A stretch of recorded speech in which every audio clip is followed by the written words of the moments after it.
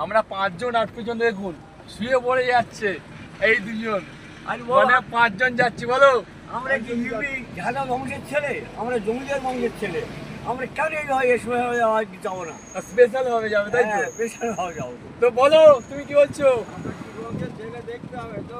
দেখুন বন্ধুরা পিছনে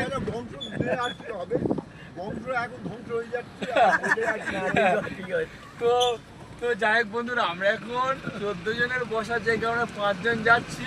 তো দেখো পিছনে আছে বলছে যে আমরা তো জমিদার বংশের ছেলে, তো আমরা জমিদারি করে যাবো না, তো যাবে কে?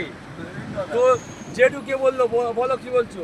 আমি যে ওই কথাই বললাম, আমি জমিদার বংশের ছেলে, যেরকম ভাবে জমিদারের চলে তাদের ছেলেগুলো সেইভাবে চলে।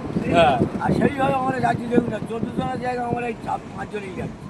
আর গাড়িটা শুধু দেখুন স্পেশাল, যেখানে যাবো সেই স্পেশাল গাড়ি।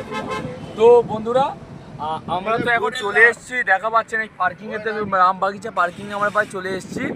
তো এখানেই আমাদের গাড়ি থাকবে, এখান থেকে আমাদেরকে হেঁটে হেঁটে মন্দির দর্শনের উদ্দেশ্যে বেরিয়ে যেতে হবে।